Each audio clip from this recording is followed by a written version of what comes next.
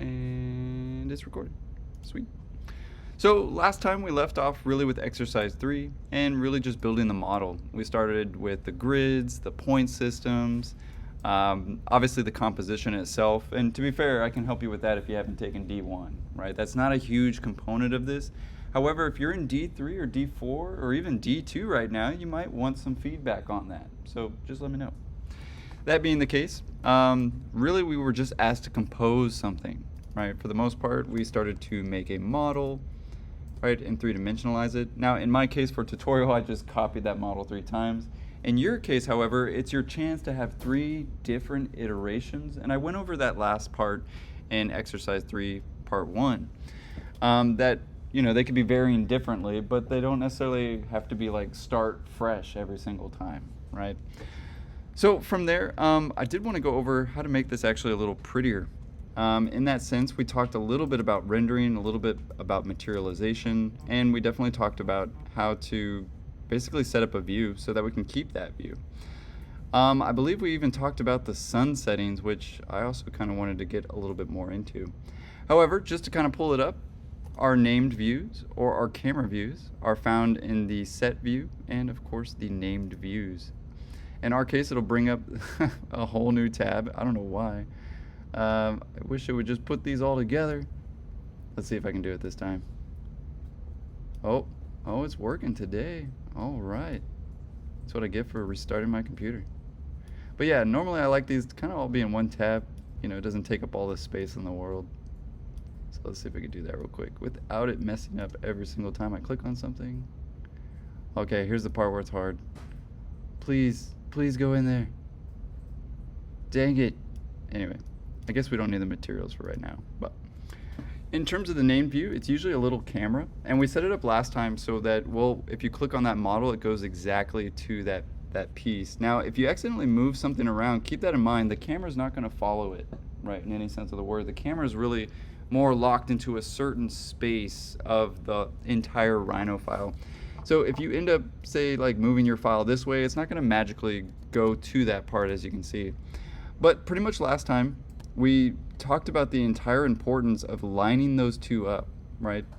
Last time I even put an image in an image in Rhino and lined that up here so that I could take it into Illustrator. That's definitely one way to do it. You can also line it up in Illustrator, right? Which is, of course, what I plan to do today. So what I also wanted to show was that, well, let's just get that rendering. So let's go ahead and hide these. Double click on that view again, and you can actually apply it to other views, so be careful. I just accidentally applied it to my top view. Don't necessarily want that, so I'm going to double click on that view. Now, I don't know if I've actually talked about this in depth, so I did want to at least address it in this video. If you do make 2D, one of those things that is particularly awesome is, of course, maintaining layers. But some of you guys may notice, especially on curvilinear elements, it's missing certain lines or tangents or certain things. So I wanted to make sure that we were all in the same spot. This is the tangent edges, right, that are missing. So make sure that is enabled.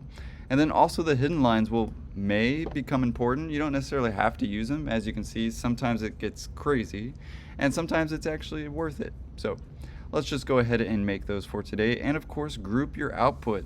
This is important, especially if you have over 100 pieces of something. Nobody wants to sit there and, of course, collect on all of them. So I'm going to hit apply and make sure I get that exact view. In fact, I probably should have even clicked on this again just in case I accidentally moved it. And that's important because if I do accidentally move it, the picture and the lines will never line up. I know I probably said that last time, but it is definitely important. You can spend a lot of time trying to fix something that just can't be fixed. So definitely a word to the wise.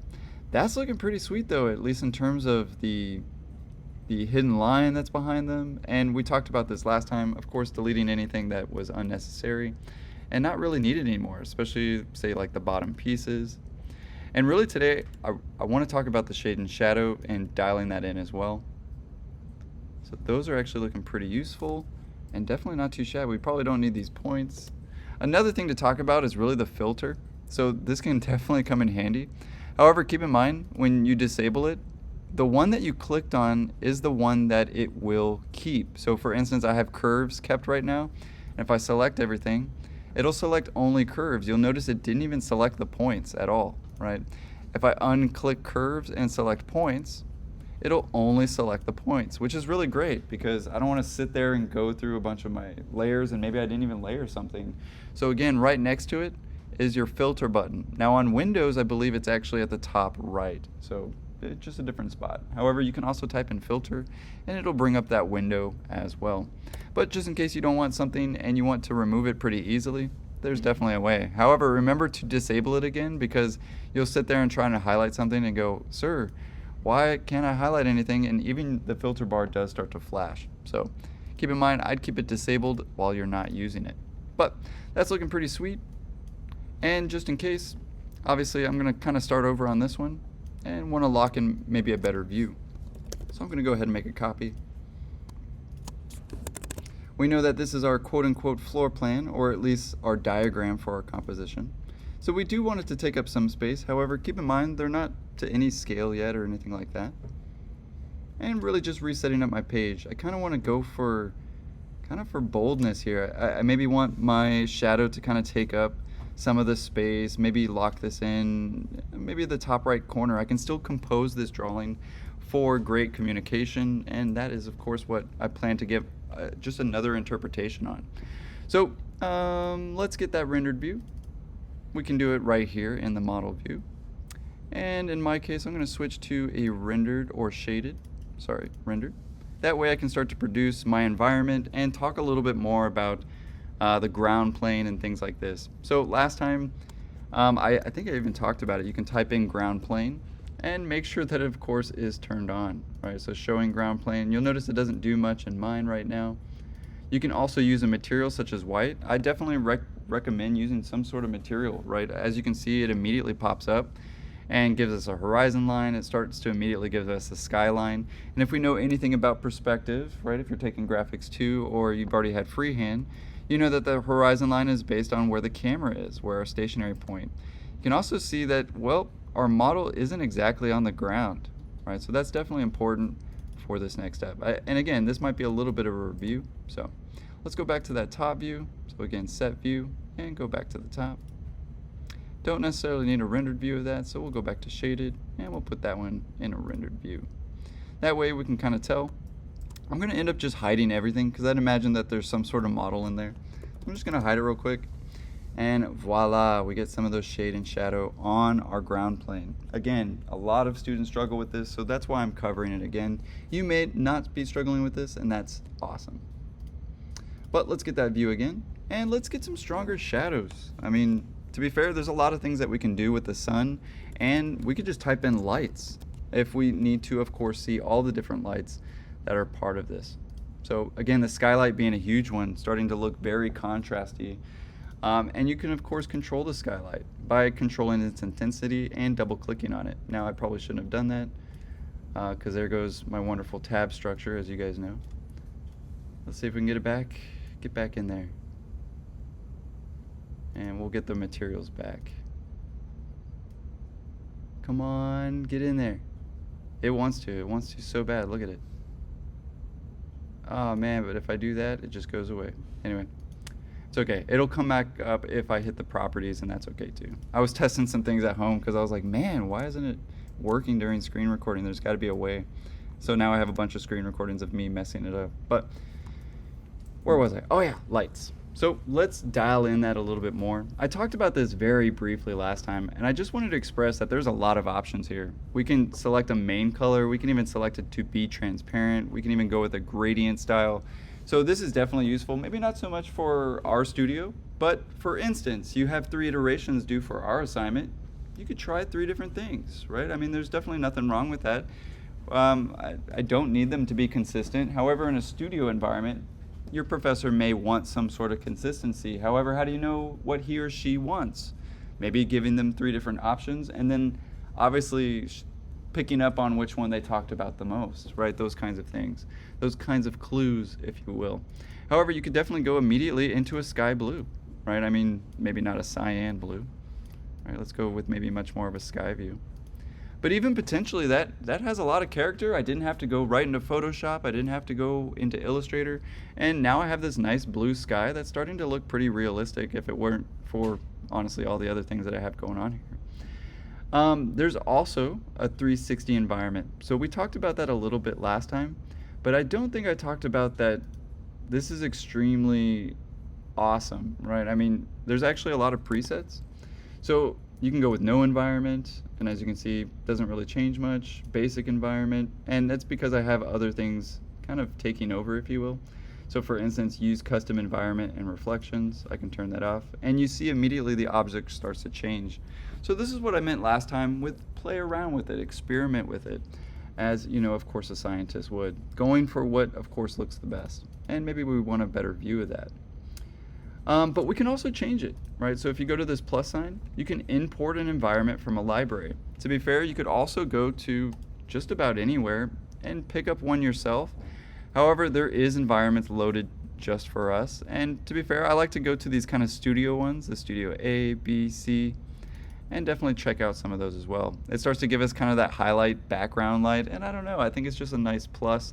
However, keep in mind, it is kind of based on the view. So if you want, say, like the corner of the room, but I don't know about you, but it's definitely a unique way to show that. If I want that view back, of course, I could just double click and get that view back. In my case, I'll hit on that render tab, and I just kind of want to show off a few ways that we can use this. Let's get another one. Rhino sunset. That's kind of nice. See what that looks like. Definitely sunset-y, right? Definitely with that warm glow and kind of warm look, right? However, the shadows aren't really intense like I really want them. Keep in mind, we can actually control the sunlight in here as well, so it's kind of all kind of confusing. It's all in one spot. I was showing to you really individualistically, right? Obviously, you can type in sun, you can type in lights, and those will directly change them. However, in the rendered view, what's kind of nice is it'll only affect that rendered view. So, pretty nice, because it didn't always do that either. However, you can even change the studio lighting, right? So like say a no environment, it's gonna give you harder shadows, right? It's gonna be based on the presets of that piece. So a lot of the questions that I get from students are, why aren't my shadows hard enough? Or why aren't they even showing up at all? And usually the problem is the environment. So setting that to a default at first can be really helpful in understanding what's going on with the lighting in our object. And again, I know some of this starts to become second nature, but to be fair, you can kind of mess with the intensity and see that it absolutely does nothing, or mess with the sun versus no sun to, of course, get some harder lines and those kinds of things. But honestly, this is basically where I stop when it comes to rendering, because right here where it says Rhino Render in advanced settings, like, just don't even mess with that. Honestly, I've worked in this program for 12 years and I still don't know what that exactly does, and I've messed around with it only to like have it extremely fail on me. So maybe just a time for a different day. However, as I was mentioning, I do like AI models, and I can't express enough by just taking a screenshot of something and going, you know, I'm really looking for some good settings of something. So like perplexity, actually just putting that right in there. So going into, I think, my downloads, I think I got my screenshots and recording, that's my screenshot there. You'd be surprised how awesome it is to put something in here, guys. And don't get me wrong, I don't know everything either.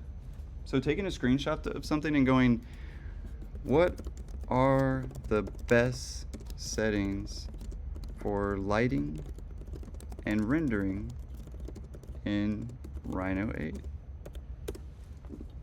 And you'd be surprised just that extra information and dialing in something. I don't know about you, but back in the day, we'd have to go through forums, we'd have to go through Reddit, and you'd really have to spend a good 6 hours to find something that you want.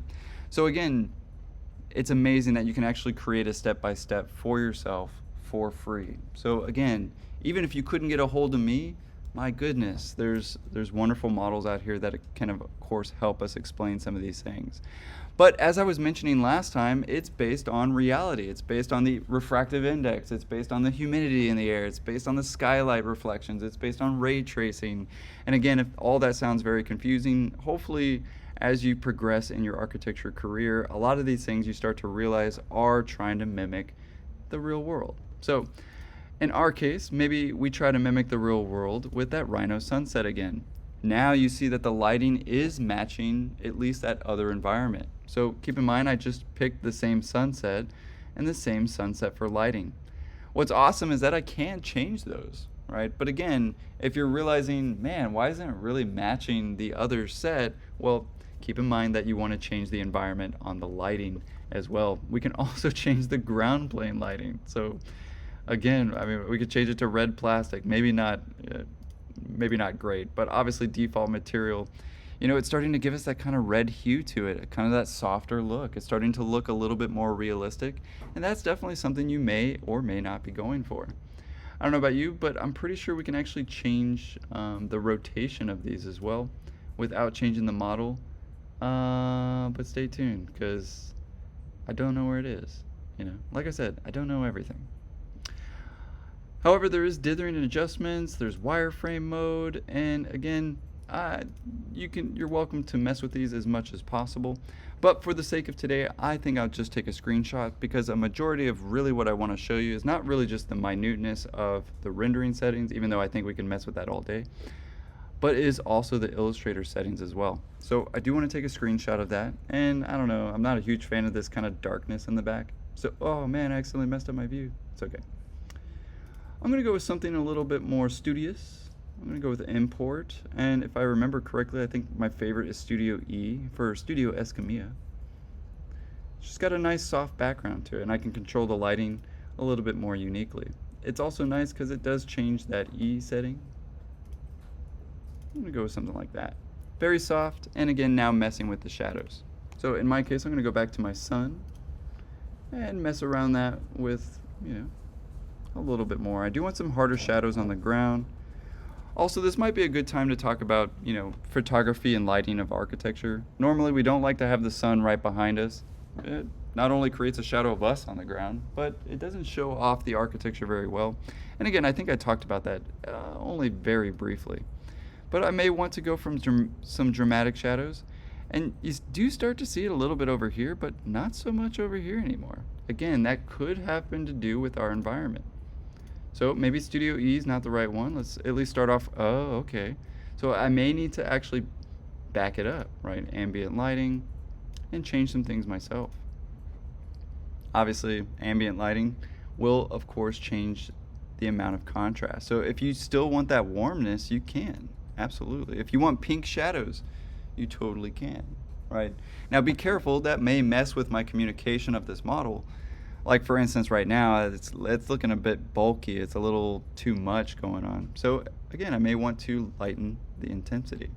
Now it should actually change as we go, but if it's not, you can also change the intensity and the color. Oh, it's no longer a slide, but that's okay. We'll just change that directly.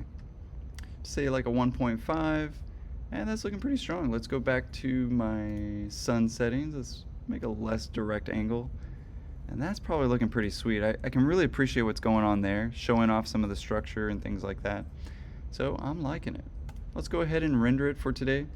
And I don't know, maybe my computer will go fast enough. Let's see. We'll set it to the viewport setting. Sweet.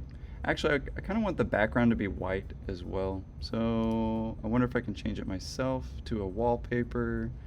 Stretch to fit. It kept the lighting settings, so that's nice. I could also go with a solid color. And you know, if I needed it to be white, I totally could, especially if I was trying to match some sort of background, and that might be nice for today. So again, I just kind of want to show off, again, a plethora of different things, and at least show you what to click on without confusing you too much. To be fair, this is how I learned. I just clicked on a bunch of stuff and I was like, well, that doesn't work, right? So hopefully you're not in the same boat.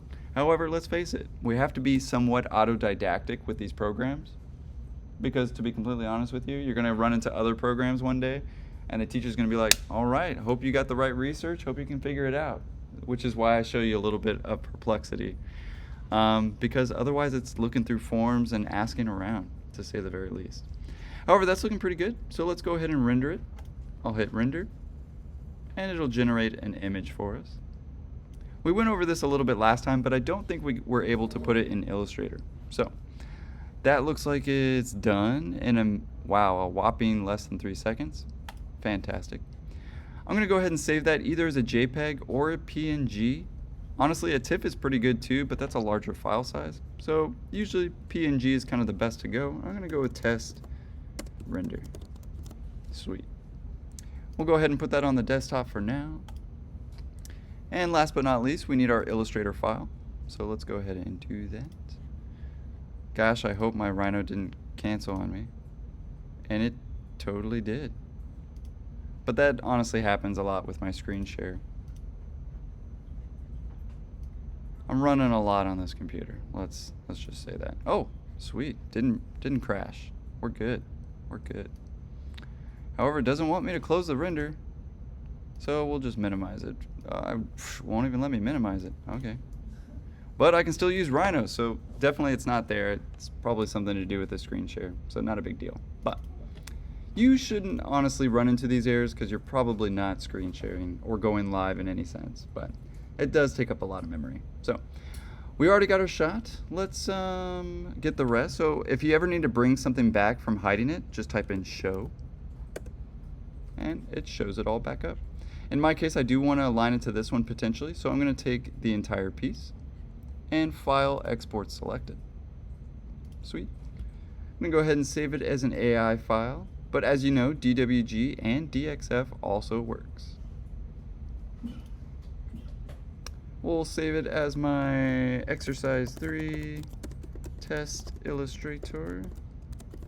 Probably didn't spell that right, but we're not at a particular scale yet, so again, we can preserve the model scale if you want to, or just the snapshot of the current view, which is absolutely fine.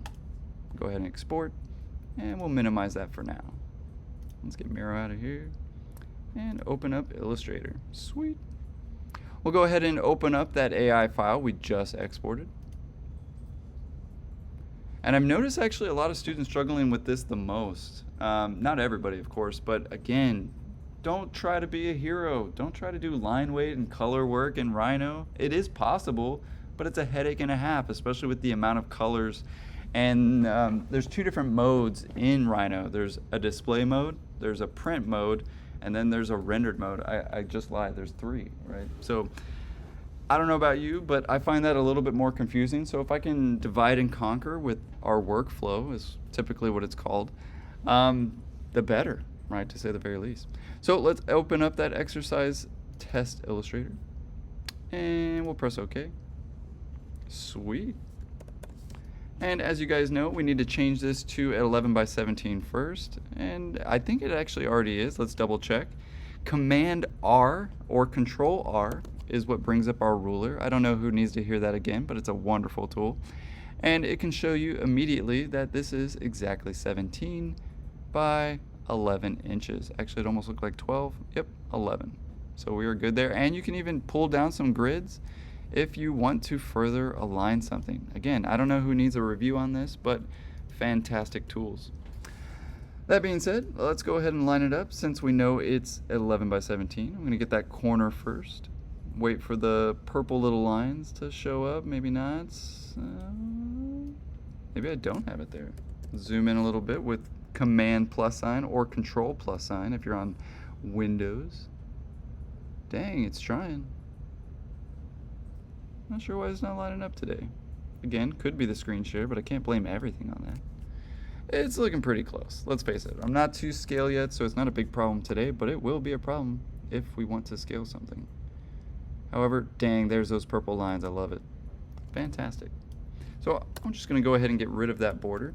And this is where you'd want to do your line work, right? Obviously, we'd want to go into each layer, and this is exactly what I mean by way easier, guys. Simply selecting everything in that layer. If it doesn't have anything, just get rid of it, right? Anything in this layer? Absolutely. Don't want it to be purple. Obviously, some sort of grayscale. And we can change the thickness as well. So, I don't know, 0.88 seems pretty good to me. And I like to turn them off as I go. One thing I forgot to mention though is that we have the ability to change these dash lines in Illustrator, which is a huge plus because also in Rhino it's very hard to kind of change the line scale. And once you do change the line scale, it changes all the other line scales. So again, more confusion. Something that is at least eliminated in Illustrator. But since I haven't been covering a lot of Illustrator, I definitely wanted to get into a large majority of some of the things that we can do in Illustrator. So again, let's get some line work first. As you guys know, that's looking pretty sweet. However, too dark. So maybe we go with something a little lighter, and definitely maybe like a 0.55. Arguably better. And again, turn them off as I go. So again, make 2D visible, and I can't tell you how awesome it is that it labels and maintains all those wonderful layers for us. But clearly changing the color and changing the line weight.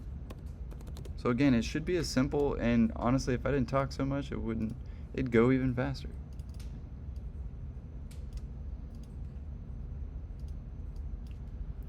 Let's go 0.33. And again, just eliminating as I go. But now we've gotten to hopefully the hidden line and the dash layer. Nice. So this is where I definitely wanted to start to show stuff. I've shown a few students just kind of on the side, but there is this little thing that actually looks like line weight. It's called our stroke. Not having a stroke, but architecture will do that to you. We can control the dash line, and what's nice is it actually picks up from that Rhino piece. So again, potentially I can make any line dash, or dash lines that come in, I can already manipulate them, which is a huge advantage and plus. But we can also undash them, which is really nice too, just in case you didn't want the dash. In our case though, a good dash line is very small, right? I would say not the smallest that we can go, which is 0.125. To be fair, that's almost too small. Even on the screen, it's too small. So let's go with something more like a 0.33. Yeah, it's a little bit softer. We can also go with a thin line, but a darker line, really to express some of that weight, especially once we start getting color and that image inside as well. But again, I just wanted to show that we could do something like 2 and 2, or not 22, 2. We can really dial that in, right? Some of you guys are doing like property lines in other classes, and you could do stuff like this as well. So like 5, 5, 2. Right, and we could really start to get a property line or even a certain dimension line in there, and it's quite the game changer, and to be fair, way easier than trying to change the line type in Rhino. So again, trying to work smarter, not harder here, right? But in my case, I'm going to go with like maybe a 10 dash. That might be too big. Yeah, a little too big. Let's maybe go with a 5 and 5. Still a little too big. Maybe 5 and 1. A little too small of a gap. So again, as you can see, I'm doing some of this on purpose so that we can kind of dial in what we want, right? In my case, usually 3 and 3 does keep it pretty congruent and a really nice rhythm about them. So another thing that's nice is, say some of the lines don't work out, right? I mean, for instance, some of them cut off funny, or they're just kind of silly like these right here. Highlight them, delete them. You don't necessarily need every single line. Now, to be fair, I should have done that actually in Rhino. I should delete lines that I don't really need, but again, not entirely the end of the world here.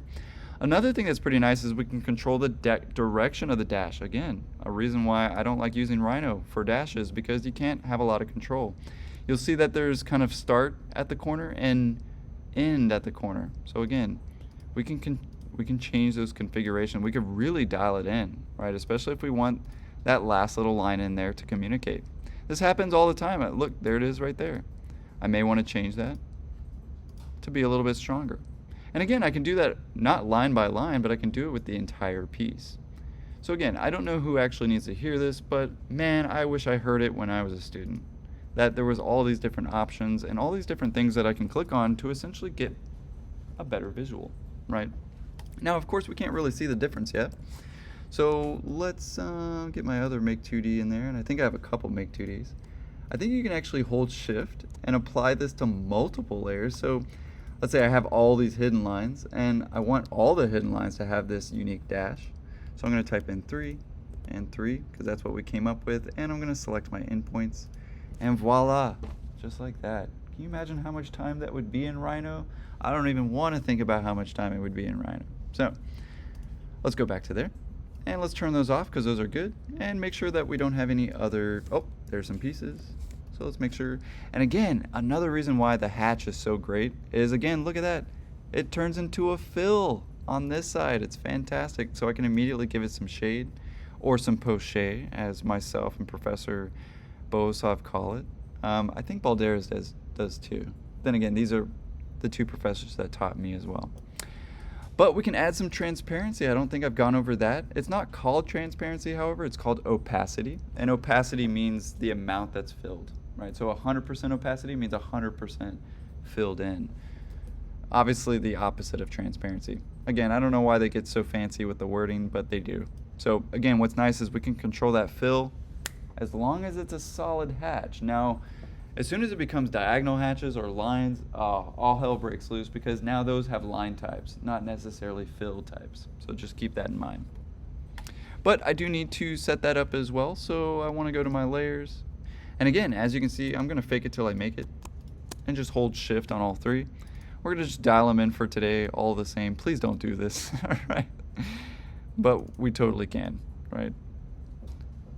And as you can see, we can really dial it in pretty nicely.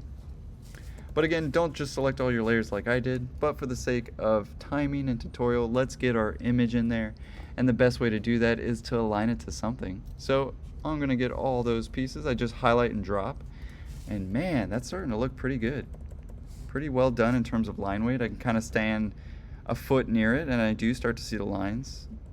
About 3 feet away, and I can barely see them, and of course 10 feet away. It's hard to say. Honestly, it's a screen, and there's only so many pixels inside of a screen, so we'll have to print that out to really dial that in. But let's go ahead and align. Actually, this can kind of be difficult, but as long as we lined up our views, we should be okay. So let's go to File, Place, dot, dot, dot. Again, I don't know why the dot, dot, dot is in there. It's like suspicion or something. But we'll place it. And we'll embed it if there's an option. Doesn't look like there is an option. That's okay. We'll go to my downloads and screenshots, I believe. Or maybe I saved it to my desktop. Oh, I totally did as a PNG. Sweet. So you'll basically click anywhere, and it'll put that file in there. Now, I don't remember putting the black background. I'm pretty sure I put a white background. So let's go ahead and change that real quick. Let's open up some Photoshop. I wasn't going to do some Photoshop today, but why not? Let's get some Photoshop in there.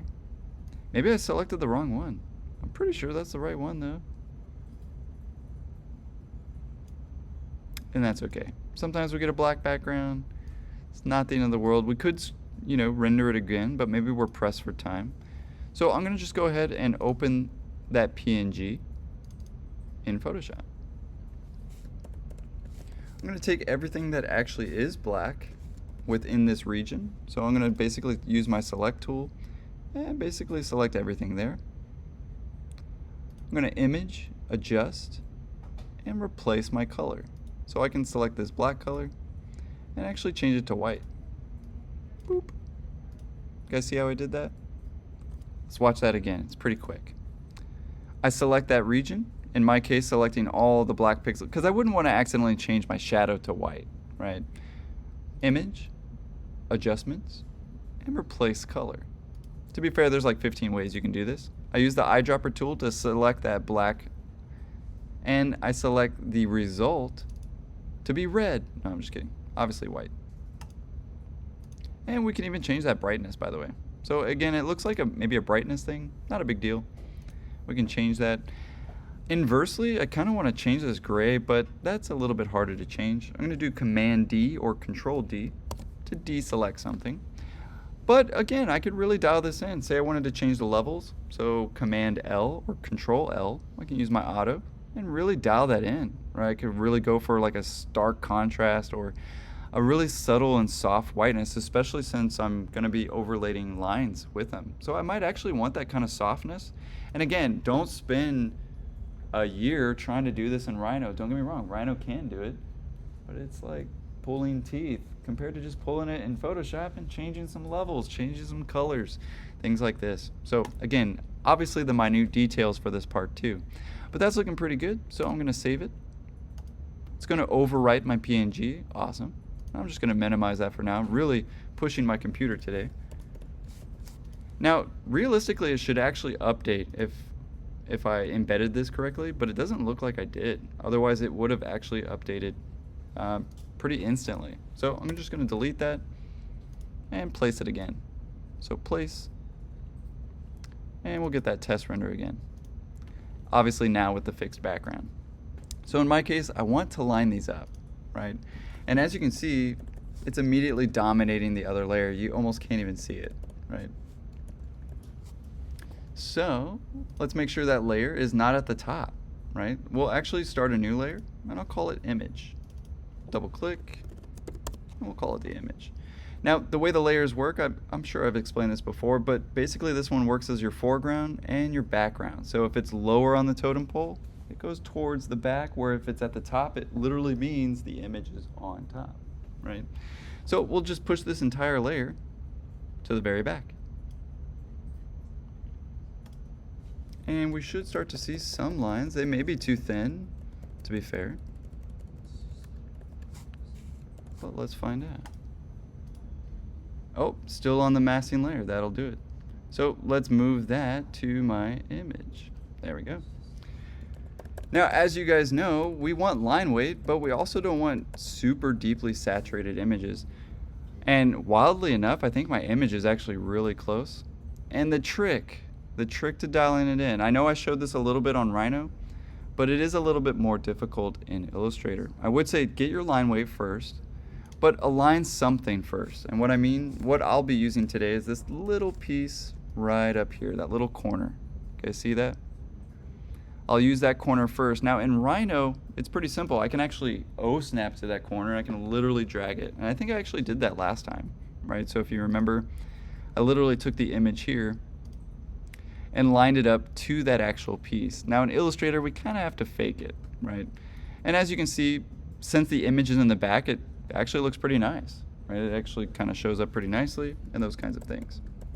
The next thing I need to do though is basically size that. And as you can tell, the image is too small, right? So two things need to happen. I either need to move 1,000 lines, which I don't want to do, or I move one image. Well, moving one image is definitely a lot easier than moving 1,000 lines.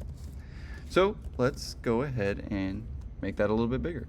I'll hold shift so that I know it's proportional and really do my best to dial that in. As you can see, I'm gonna have to work it a little bit. The smaller the move, the better. I can also use my arrow keys to dial those in as well. But again, constantly referring back to this moment right here.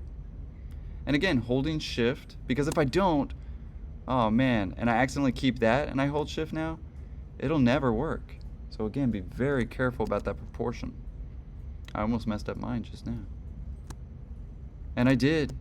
Oh my god, go back. Okay. Again, hold shift and obviously dial that in using some arrows and not too shabby. Maybe just a tad more. I wish I could make some cool sounds like Professor Horizon. I would use one right now and be like boing, boing, boing, boing. Anyway, looking pretty aligned. Now obviously we can dial that in even more, right? I mean, just a hair on the image, right? And there's a little bit of pixelation because I chose kind of a not so strong render. If you don't want that to be pixelated, guys, check this out. You can go for a stronger render if this will let me close this. Okay, finally. So in order to do that, we'll go back to this setting. Oh, nope. Change this viewport. There we go. Now it's going to get everything. So I do want to change this back to top view. Boop. And of course hide anything that I don't need, because that ground plane is enacted again. So again, isolating their model is a huge help, I think. Double click, get back to our viewports, click, double click, fantastic. But that in that rendered settings, you'll notice that I used viewport, and there's only so many pixels in that. So if you do want a higher resolution shot, go to like that 4K, and you'll see exactly what I mean. It'll take much longer to, of course, render this. We'll see how long it takes today. I mean, we got some time. We got some time. Or it'll just freeze. Okay. But as you can see, the much higher fidelity shot, and actually if we zoom in and let that kind of produce its 50 images, it's still going. It should get a little bit better and better. You guys see that? It's starting to kind of ray trace that till it's absolutely clear. And it looks like it got all 50. So let's go ahead and save that one and see if that looks any better. In my case, I'll have to change the background again, but not a big deal. Actually, I think there's a way you can save it without the background. And this is kind of like their Photoshop, if you will. Like, this kind of the same settings, but arguably harder to look at, to be completely honest. You can put the curves in here, but you can't change the line weight. Again, awesome. Thank you, Rhino, for giving us no options. But again, we can save that one, and as you can see, it's a much higher fidelity shot. So, definitely a plus. I can also take a screenshot, but it's also going to lower the resolution of that. So, I'm going to save that again. We'll call it number 2. Why not? Test shot 2. Just so you guys can see the difference in that. Because it will, in fact, make a difference. Again, File, Place. We still got that black background, but also notice how much bigger it is. I mean, look at that. That is definitely 4K. Holding shift to maintain that. But I also want to show, maybe we hide this one for now. Boop. Boop. Oh, accidentally had both in there. That's okay. We'll take this one, we'll move it. Boop. We'll take that one and turn it off. But again, just to kind of show off, you know, what we're doing here. Again, holding shift. Sometimes you can actually like guess it. I don't know. I got pretty good at that in school. Oh man, I got pretty close. Look at that. Anyway, sometimes you can guess it, right? And again, you can't mess up unless you don't hold shift. And as you can see, a lot more clear. I mean, look at that. Still a little big, but. So arguably, I would say this is probably an easier process in just lining it up in Rhino and bringing it in as an image.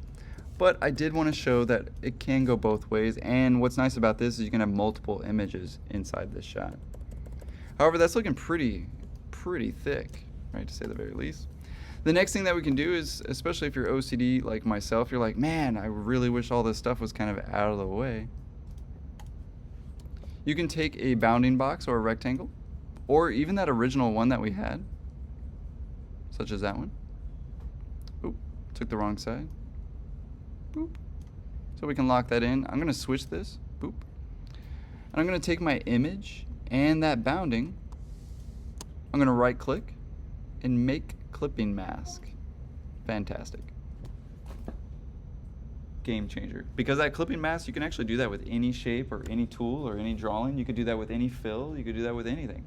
So if you needed to, I don't know, isolate certain materials on your project, you totally could, right? You can almost use Illustrator like Photoshop in many ways. But as you can see, I'm having some issues with my other stuff now, which is why I went for that white background. That way I wouldn't have to deal with something like that. Another thing that you can do in Illustrator is called the direct selection tool, right? So keep that in mind. You can also double click on things, maybe not an image, but especially certain lines, and actually dial them in. So if you do want to fix something, technically you could. But let's dial that in for printing, because right now if I printed that, my professor might yell at me like, why are you wasting so much black ink? Which is definitely what you get yelled at tech for. And of course you'll get a comment from Escamilla right now that your picture is way too saturated. I can't see your lines. Now arguably the only reason I know that is just because the way stuff prints out. But in my case, the tried and true trick, guys, is to take the image itself. Remember that opacity we had? Change it to about 50% starting. That prints out a lot better. And it actually ends up darkening when you print anyway, right? However, what's really nice is you notice there's a nice balance between now the line weight and the image itself. That is key, and I would actually refer to a little bit of Emily exercise 2, where she has a little bit of that shade and shadow to her objects, and now we can really start to play with the shade and shadow and the materialization in these objects now as well. So again, pretty useful, pretty interesting, and definitely directly communicates, exactly this model and where it comes from. So again, we can break the barriers of just a line weight drawing And we can really start to enhance this with that shade and shadow that we would have had to calculate for days for, right? However, if this doesn't satisfy you and you have, I don't know, maybe you have Balderas, maybe you have Professor Bosov, and they go, hey, we need graphic line weight, right? And you're like, dang, all right, Professor, playing hardball, I got you. Well, turns out you can actually trace this. I don't know why it doesn't want me to exit those always. Anyway, let's change this back to a rendered view or shaded. We could take that image itself. So again, I can actually just drag this over. I can type in picture.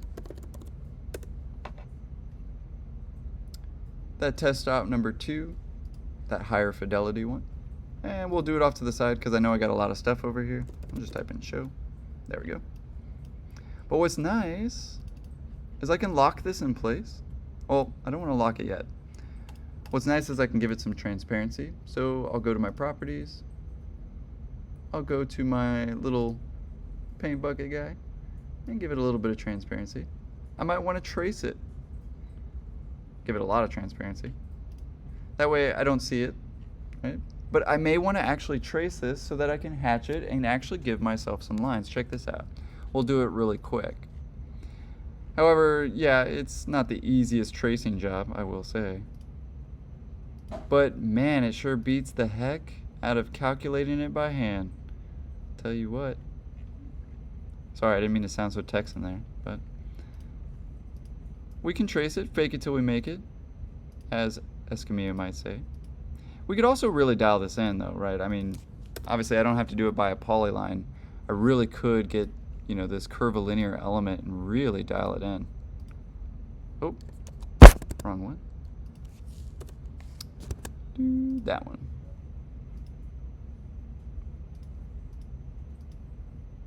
I mean, look at that. Beautiful. Just matching the curve beautifully.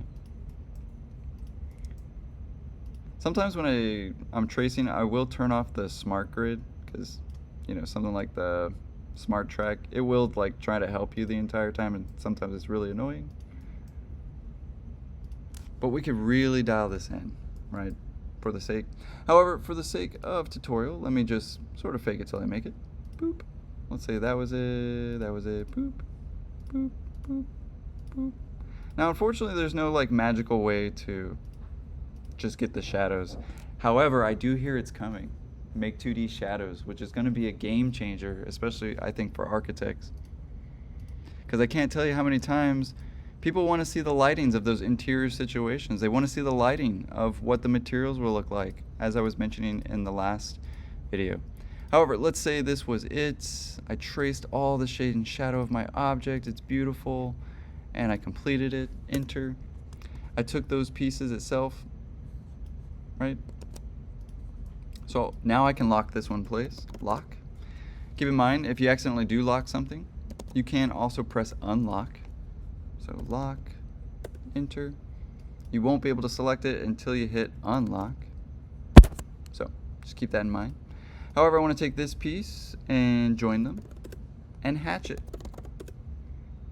I may want actually my hatched lines, and I may even want to line it up with the direction that the shade and shadow is going, because we all took graphics too. And if you haven't yet, well, you know, spoiler alert, you're going to have to calculate the exact lines.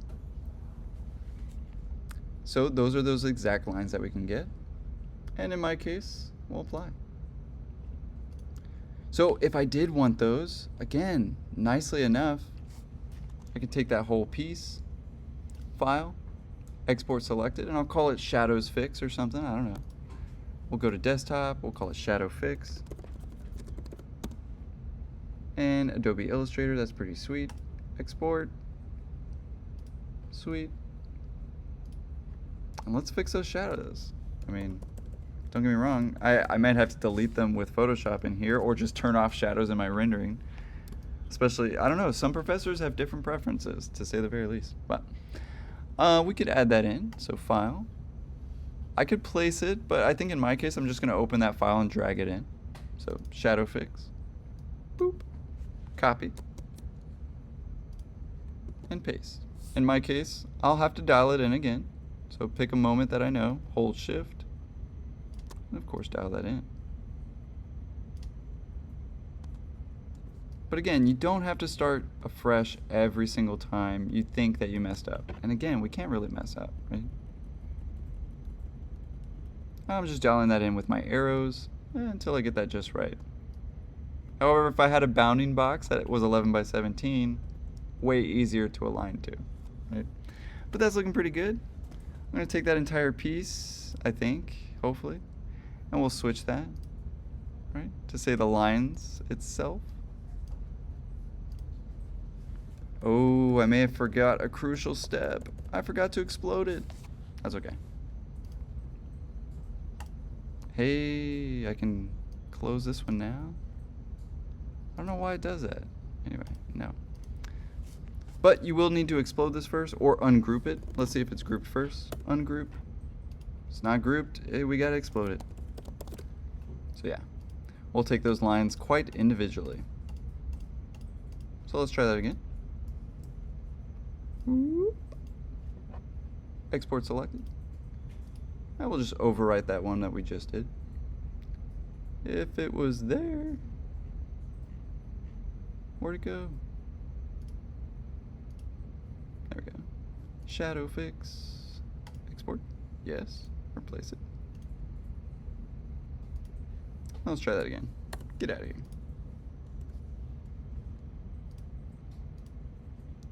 File. Open. Shadow fix. Ah, there we go. Some nice lines. Ooh, let's dial it in here first. That's smart. Go with a very light line weight. I'm going to go with 1.125. I mean, that's the smallest I can go. And that's looking pretty nice. Now, the last thing that I'd probably want to delete is this outer line, because we all know shadows don't have outer lines. But that's actually looking pretty nice. Maybe even a little too dark. Sweet. Copy. So Command C or Control C and paste. Holding Shift to maintain that proportion. And really dialing it in. But what a game changer. Especially when it comes to graphic communication. Right? Now obviously I'd want to somewhat kind of delete my file, right? But look at that. It almost doesn't even look like it was made in a computer. I mean, we all know it was. However, my goodness, even that alone to a studio professor. Or if you want to say no to the environment, you want to keep it white and you just want to show the materialization of your object. Again, a lot of options here, and I would say this is probably where students probably get the most confused, is like, well, what do you want, professor? And I want to see exploration, especially in this class. Now, once you have a studio professor, this is definitely where you want to maybe even have a talk with your studio professor going, hey, do you mind digital graphics? Because they'll tell you, right? In my case, in Chronoto's class, we love it. In fact, we push it and encourage it constantly. Whereas other professors like Bosov or, you know, some don't even have a preference. They'll quite literally tell you, no, I want only analog. So you'll make this in the background and you'll trace it. No, I'm just kidding, right? I totally didn't say that. And if you're listening to this recording, it's what not to do, right? Anyway. However, I think I've explained enough, at least some of the minute details, hopefully covered something you didn't know. But if you didn't, maybe just a nice review for some. But again, any questions, comments? Maybe you want me to perform something here on recording, that way you can kind of look back at it later. No questions, guys? Maya? Trouble with exercise 2? I'll get to that.